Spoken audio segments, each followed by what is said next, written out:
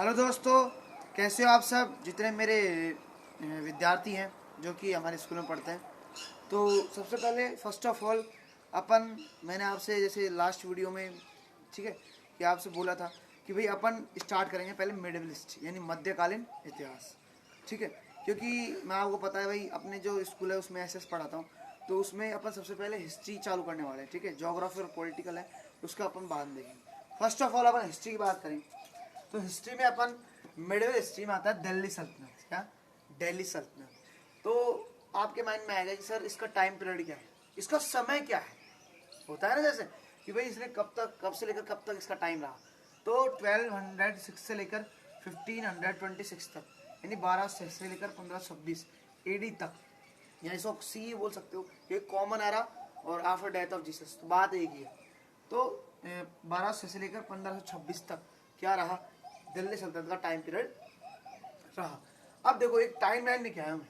ठीक है, time line का मतलब होता है समय रेखा, टाइम का मतलब होता है समय, और लाइन का मतलब रेखा, लाइन। तो बेसिकली इसमें देखो ये जो दिल्ली सल्तनत है इसमें 5 डायनेस्टी आती है। कितनी डायनेस्टी आती है? 5 साम्राज्य।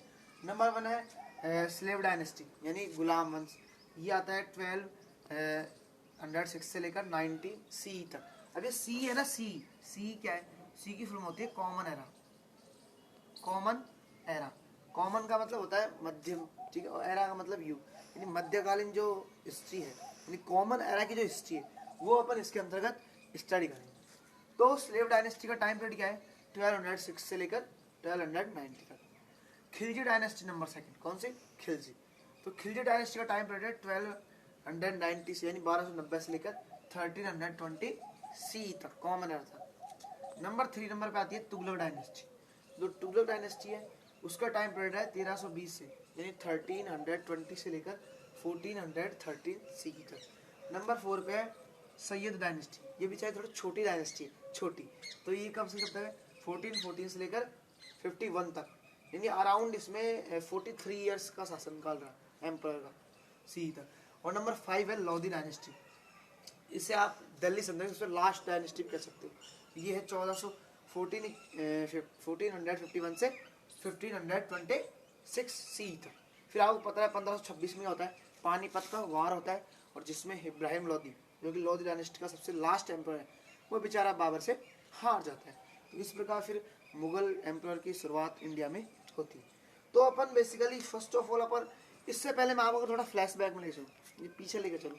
तो अपन बात दिल्ली सल्तनत से पहले अपन सबसे पहले अपन दिल्ली सल्तनत से पहले थोड़ी बात करेंगे अपन, वो करेंगे मोहम्मद गौरी।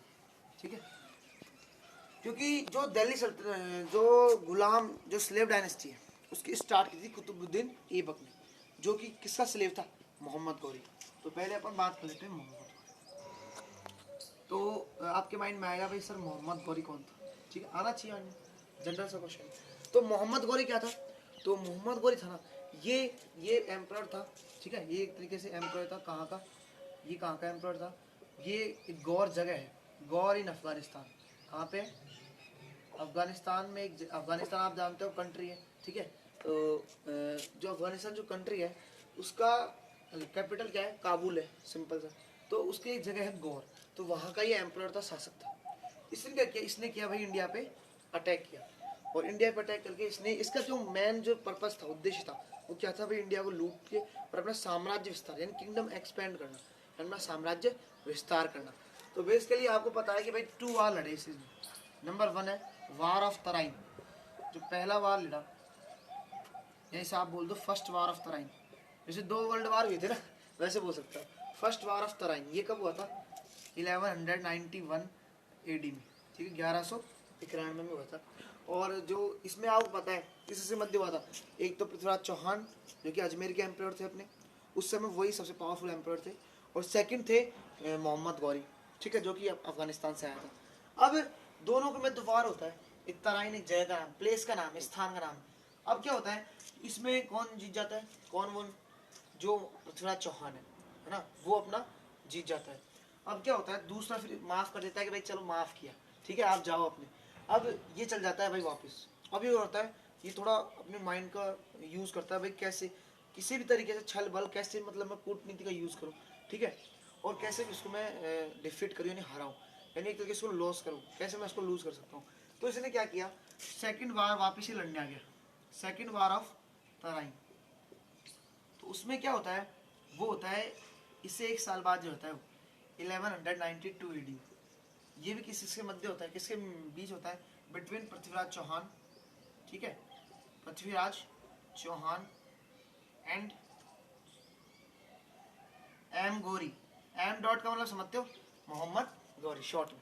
तो इन दोनों के मिडिल मध्य होता है, और ये भी तराइन की जगह पे होता है। और इसमें कौन जीतता है, इसमें मोहम्मद गौरी। क्या है कि इंडियन जो शासक है एक, ठीक है, जयचंद वगैरह ऐसे इतिहासकार बताते हैं, ठीक है।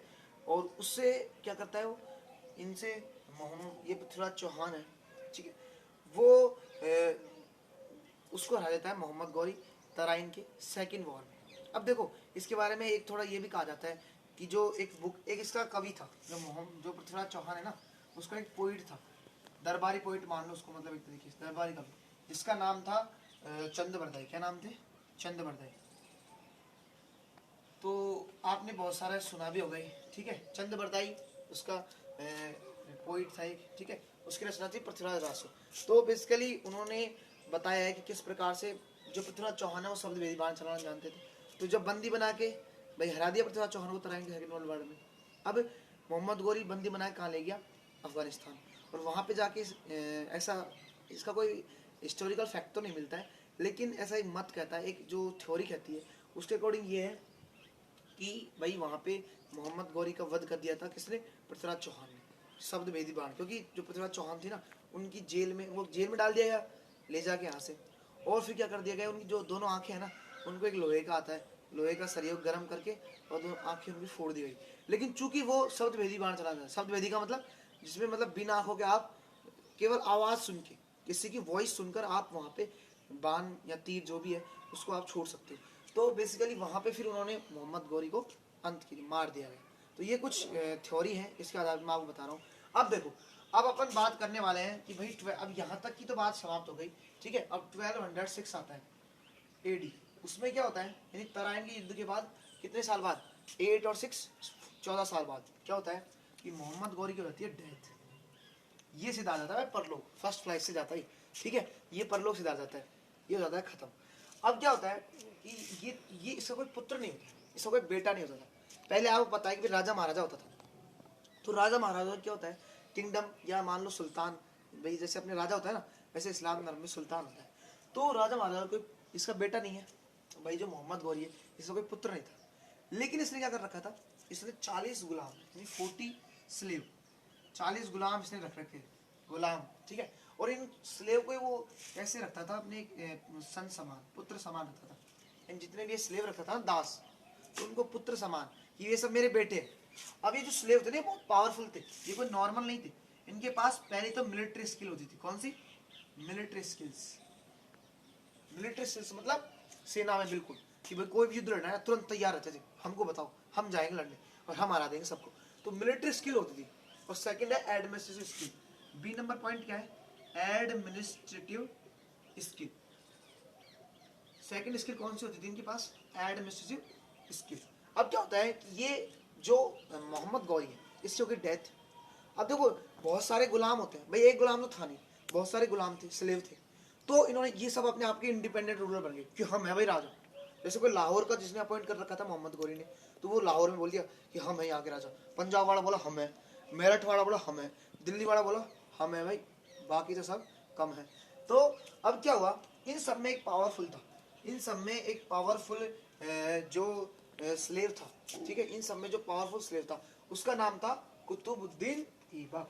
क्या नाम था उसका, कुतुबुद्दीन ऐबक, ठीक है। आप चाहो तो कुछ स्टूडेंट जो 7th क्लास के स्टूडेंट है वो नोट्स भी बना सकते हैं इसका शॉर्टली याद करने के लिए, क्योंकि शॉर्ट एंड स्वीट। स्कूल में आपको पता है कि अपना चैप्टर एक्सप्रेशन करते हैं तो उधर नोट्स दिखाने का टाइम नहीं होता, क्योंकि अपन क्वेश्चन आंसर बहुत सारा अपने ऊपर एक तरीके से प्रेशर होता है। तो फर्स्ट ऑफ ऑल अपन बात करेंगे, देखो तो इसका सबसे पावरफुल कौन था जो स्लेव था, वो कुतुबुद्दीन ऐबक। उसका नाम क्या था, कुतुबुद्दीन ऐबक। तो ये क्या करता है, ये अपने आप को दिल्ली का सुल्तान, कि भाई मैं हूँ सुल्तान, दिल्ली का सुल्तान कौन, मैं हूँ। तो इन्होंने अपने आप को एज ए सुल्तान घोषित कर दिया। और इन्होंने किस डायनेस्टी की खोज की, डिस्कवर की, या फिर किस डायनेस्टी की इन्होंने स्थापना की, फाउंडर की, वो थी स्लेव डायनेस्टी। कौन सी थी? Slave dynasty. इसका नाम है गुलाम वंश। ये रहा 1206 से लेकर 90 सी तक। ठीक है, अपन कॉमन एरा पढ़ रहे हैं तो सी का यूज करूंगा है ना। तो 1206 से लेकर 90 तक ये रही कौन सी? स्लेव डायनेस्टी, गुलाम वंश। अब आपके माइंड में एक छोटा सा क्वेश्चन होना चाहिए, जैसे दिल्ली सल्तनत है, ये दिल्ली सल्तनत है, ये कहाँ से आया? इसका नाम किसने रखा होगा? इस कोई माइंड में ऐसे घुस गया क्या कि भाई दिल्ली सल्तनत क्या है? तो दिल्ली सल्तनत देखो, देखो एक वर्ड है सुल्तान। अब कईयों के मन में आ गया होगा सुल्तान वर्ड सुनते ही, अरे सर सलमान खान की मूवी है अनुष्का शर्मा। अरे भाई रुक जा, मूवी वाले, मूवी से पहले तो बात सुन ले। कईयों के मन में मूवी का ख्याल आ गया वो तुरंत कि अब तो सुल्तान मूवी की बात। सुल्तान मूवी वो नहीं, क्या है कि देखो जैसे अपने राजा होता है ना, किंग, हिंदू धर्म में अपने राजा मानते हैं, ठीक है। वैसे ही ये जो इस्लाम धर्म की थी, सब इस्लाम धर्म यानी मुसलमान धर्म, तो मुस्लिम धर्म के जो लोग होते हैं तो ये अपने आप को राजा नहीं क्या मानते हैं? सुल्तान। तो जो सुल्तान वर्ड है ना, इसका ही डेरिवेटिव कौन है? इसका डेरिवेटिव कौन है? इसी से बना है कौन? दिल्ली। अब सल्तनत, सल्तनत जो वर्ड है ना वो सुल्तान वर्ड से डेरिवेटिव, व्युत्पन्न शब्द, इससे बना हुआ है। अब क्योंकि ये दिल्ली में राज करता था तो नाम क्या पड़ गया? दिल्ली सल्तनत। भाई दिल्ली में, दिल्ली क्या है? एक प्लेस है, तो वहां पे ये राजा की राज किया इन्होंने, तो इसका नाम क्या पड़ गया? दिल्ली सल्तनत। अब क्या होता है कि भाई ये सब बात हो गई। अब इसके अन्य जो अदर नेम्स है ना स्लेव डायनेस्टी के, उनका नाम है यामिनी वंश, यामिनी किंगडम, इलबरी, इलबरी, ये सब किसके नाम है? ये सब किसके नेम्स है? ये सब सब नेम्स है, यानी उपनाम है किसके? Slave dynasty. अब क्या होता है कि जो ये कुतुबुद्दीन ऐबक था ना, ये बन गया भाई अजमेर का शासक, मतलब दिल्ली का शासक, सॉरी। अब दिल्ली का शासक होता ही आप जानते हो, जिसने दिल्ली फतेह कर ली तो वो हर जगह। तो इसने क्या किया, मैं एक छोटा सा मैप बनाऊंगा आपके सामने, ठीक है, जैसा मेरे से बन जाएगा। तो इसने जो ही ये थोड़ा इंडिया का मैप बनाता हूँ मैं आपके सामने, तो इस प्रकार से ये इंडिया का मैप है। तो यहाँ पे देखो, यहाँ पे मिडिल में कौन है? ये है दिल्ली। कौन है? दिल्ली। तो इसने दिल्ली इसके हाथ में आ गई भाई, मोहम्मद गौरी ने इसको अपॉइंट कर दिया, और ये सबसे पावरफुल स्लेव था इसलिए, दास था। और इसी के पास है मेरठ, तो इसने मेरठ को भी कंक्लूड कर लिया, एनेक्स कर लिया, कब्जा कर लिया। इसके पास यहाँ पे है अपने राजस्थान में कौन है? अजमेर, ठीक है, इसने ये भी एनेक्स कर लिया। और ये जो एमपी और यूपी की बॉर्डर में पड़ता है झांसी, वैसे है ये प्रेजेंट में है यूपी में, है ना, तो ये बात जानना। तो ये इन्होंने ये चारा जो नॉर्दर्न इंडिया है ना भाई, इस ईस्टर्न इंडिया से आए थे अफगानिस्तान से, और इसने दिल्ली से मेरठ, झांसी, अजमेर, आसपास के जितने भी है वो सारे जो इलाके हैं, प्लेसेस हैं, वो इन्होंने अपने अंडर कवर कर लिए। किन्होंने? स्लेव डायनेस्टी में, जिसमें कुतुबुद्दीन ऐबक ने। अब भाई अब देखो ये है ना, ये एक तरीके से पैट्रॉन, मतलब बहुत ज्यादा आर्ट एंड लिटरेचर। तो देखो pattern of art and literature, यानी इसको कला भी पसंद थी और लिखना पढ़ना साहित्यिक वो भी चीज़ से क्या थी? पसंद थी बड़ी। उस समय क्या साइंस का तो कोई बात ही बहुत कम करता था। अब देखो इसके बारे में अपन को मैं अगर बात करूँ मेनली, तो इसका जो नाम था ना, अब इम्पोर्टेंट बातें अपन सीखेंगे इसके बारे में। सबसे इम्पोर्टेंट था लाख बख्श। इसे किस नाम से जाना जाता है? लाख बख्श। अब लाख बख्श के नाम से क्यों जाना जाता है? क्योंकि ये देता था भाई गिवर लाख, ले जाओ भाई, किसी किसी जरूरत है लाख रुपये होगी। अभी तो अपने को 1 लाख रुपये छोड़ के 10 रुपये, मतलब 100 रुपये भी देना बहुत इस जमाने में बहुत हुआ है कर्जा देना, लेकिन वो मतलब एक तरीके से दान कर देता था पैसों का। गिवर लाख यानी लाखों रुपये दे देता। मान लो किसी जरूरत होती थी ना, जिसको भाई जरूरत है, नीड पीपुल है, तो उसे वो लाख रुपये दे देता, लाख रुपये। इसलिए उसका नाम क्या पड़ गया? लाख बख्श। द मोस्ट इंपोर्टेंट क्वेश्चन, किस सुल्तान को लाख बख्श कहा जाता है? तो नाम क्या, आंसर क्या होगा? कुतुबुद्दीन ऐबक। अब क्या होता है, जो सबसे फेमस चीज है वो इसने 2 मॉस्क, क्योंकि ये इस्लाम धर्म को मानते हैं, तो इसने 2 मस्जिद बनवाई, 2 मॉस्क बनवाई। नंबर 1 का नाम है कुव्वतुल इस्लाम। क्या नाम है? Quwwatul Islam. Most important question. अभी उस पर कुछ थोड़ी बहुत कॉन्स्पिरेंसी, मतलब उस थ्योरी वगैरह, अभी क्या है, इस पर विवाद चला, थोड़ा विवाद आपको पता हो तो न्यूज़पेपर में। तो ये कुव्वतुल इस्लाम कहाँ है? दिल्ली में। कहाँ है? दिल्ली में बनवाया। और सेकंड है वो है 2.5 दिन का झोपड़ा। कौन सा? 2.5 दिन का झोपड़ा। ये कहाँ पे बनवाया उन्होंने? ये बनाया उन्होंने अपने जो अजमेर है उसमें। आप जा सकते हो अजमेर, तो अपने जयपुर के आगे अजमेर है, तो अजमेर है ना, उसमें 2.5 दिन का झोपड़ा बनवाया। और कुव्वतुल इस्लाम मस्जिद कहाँ पे बनवाई? दिल्ली। ये क्वेश्चन आते हैं आप लास्ट ईयर प्रीवियस चाहे आप 7th क्लास से पढ़े हो या फिर आप एसएससी के क्वेश्चन पेपर दे रहे हो या फिर आप आईएएस वगैरह जो भी है, जितने भी क्वेश्चन पेपर है उनमें भी ये क्वेश्चन आता है। जो हिस्ट्री है ना, मिडिवल हिस्ट्री, उसका पोर्शन में क्वेश्चन आते हैं। तो इसमें सबसे इंपॉर्टेंट बात है कुव्वतुल इस्लाम जो मॉस्क मस्जिद है वो दिल्ली में बनाई और अढ़ाई दिन का जोधा कहाँ बनवाया, अजमेर में। अब एक चीज़ बात और है लास्ट कि देखो उन्होंने सबसे बड़ी मीनार उस जमाने की, अब तो आपको पता है बुर्ज खलीफा, ठीक है, सौवीं, हाँ, तो क्या होता है कि है ना सबसे बड़ी जो मीनार है, ठीक है, उसका आपने नाम, दिल्ली में स्थित है, उसका नाम है कुतुब मीनार। कुतुब मीनार इसी के नाम से कुतुबुद्दीन ऐबक। तो इसने ये जो कुव्वतुल इस्लाम मॉस्क है ये भी कुतुब मीनार के पास ही स्थित है। कभी आप दिल्ली घूमने जाओ तो वहाँ आप देख के जाना। अब इसका देखो स्टार्ट तो इसने की थी कुतुबुद्दीन ऐबक ने, लेकिन इसकी मृत्यु हो जाती है 1210 में, 1210 में क्या हो जाती है, कुतुबुद्दीन ऐबक की डेथ हो जाती है, ठीक है, मृत्यु हो जाती है 1210 सी में। कुतुबुद्दीन क्या हो जाती है, मृत्यु क्यों हो जाती है, क्योंकि ये पोलो खेल रहा था, ड्यू टू प्ले द पोलो। पोलो एक गेम है, पोलो गेम में क्या होता है भाई, दो खिलाड़ी होते हैं, घोड़ा दौड़ाते हैं और एक गोल्फ होता है उसको वो मारते हैं, तो एक दूसरे से वो, तो ये गेम होता है पोलो गेम। तो पोलो गेम खेलने के दौरान किस एम्परर की मृत्यु हुई, डेथ हुई, तो ना आंसर क्या होगा, कुतुबुद्दीन ऐबक। तो इसने सबसे बड़ी जो मीनार थी ना उस समय कुतुब मीनार, उसका इसने निर्माण कार्य शुरू करवाया और इसका जो पूरा काम है कुतुब मीनार का पूरा वर्क है वो करवाया था इल्तुतमिश ने। इसके बाद अपन यही पढ़ेंगे इल्तुतमिश के बारे में। तो इल्तुतमिश है इसने कुतुब मीनार का कार्य पूरा करवाया, जबकि स्टार्ट किसने करवाया, कुतुबुद्दीन ऐबक ने। तो ये अपन ने सेलेब डायनेस्टी का जो फर्स्ट जो किंग था कौन, कुतुबुद्दीन ऐबक। इसका टाइम पीरियड क्या था, 1206 से लेकर 1210 सी था, 1206 से लेकर 1210 कॉमन एरा तक इसने क्या किया, राज किया, मान लो 4 साल 4 ईयर्स। फिर इसकी डेथ हो जाती है और नया जो एम्पायर है उसका नाम है इल्तुतमिश। तो इल्तुतमिश के बारे में अपन नेक्स्ट वीडियो में पढ़ेंगे, नेक्स्ट वीडियो में पढ़ेंगे। तो आशा करता हूँ वीडियो काफ़ी अच्छा लगा। Thank you.